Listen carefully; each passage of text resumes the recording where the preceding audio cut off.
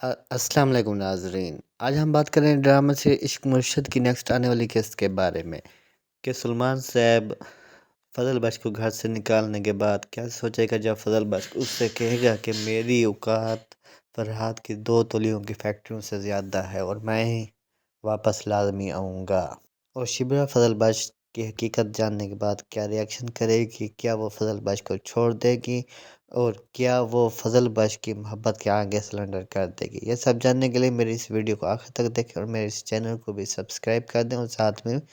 Bell icon کا button بھی press کر دیں۔ تو ناظرین،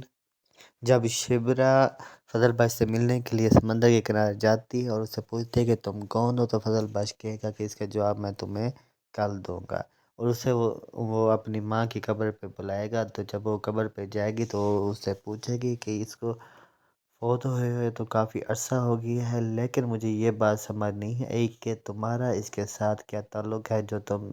ان کی قبر پر پھول ڈال رہے ہو۔ تو فضل بخش کہے گا ان کے ساتھ میرا گہرا تعلق ہے، اور تم شاید یہ نہیں جانتے کہ ان کا ایک بیٹا تھا جس کا نام شمیر سکندر تھا۔ تو وہ کہے گی کہ مجھے یاد ہے کہ ان کے بیٹے کے نام، لیکن کافی عرصے کے ساتھ میں اسے نہیں مل سکی۔ تو وہ کہے گا کہ اگر تمہارے سامنے وہ آ جائے اور تم اسے پہچان لو گے، تو وہ کہے گی کہ میں نہیں پہچان سکتی۔ تو شبرا کہے گی کہ فضل بخش مجھے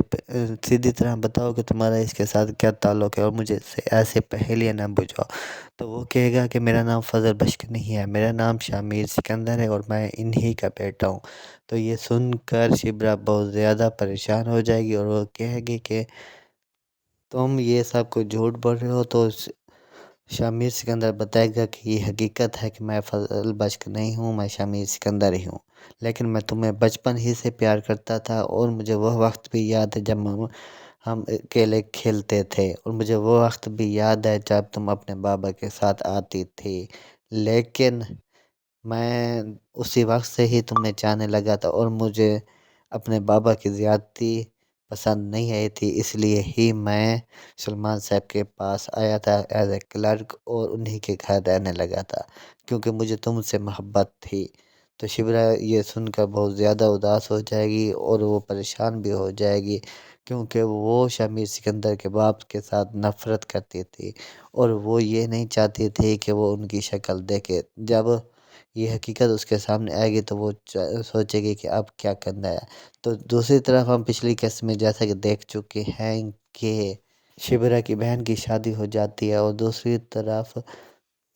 شمیر کی منگیتر اس کو بلیک میل کرتی ہے کہ میں وہ جا کے شبرا کو بتا دیتی ہوں تو وہ تمہیں خود ہی گھر سے نکال دے گی، لیکن شمیر اس سے کہتا ہے کہ مجھے 1 دن کا ٹائم دو کیونکہ شبرا کی بہن کی شادی ہے اور جو اس کی بہن نہیں ہے میری بہن بھی ہے۔ اور سب سے انٹرسٹنگ سین وہ ہوتا ہے جب فرحاد اور شبرا اکٹھے بیٹھے ہوتے ہیں تو اوپر سے امیر بھی آ جاتا ہے، اور جب شبرا شمیر سے ملنے کے لیے جاتی ہے تو اس کا باپ اسے دیکھ لیتا ہے اور اسے تھپڑ مارتا ہے اور کہتا ہے کہ تم اس گھر سے نکل جاؤ اور تمہیں میں ایسا نہیں سمجھتا تھا کہ ایک معمولی کلرک ہو کر میرے گھر میں ڈاکہ ڈالو گے، اور شمیر کو اپنے گھر سے نکال دیتا ہے۔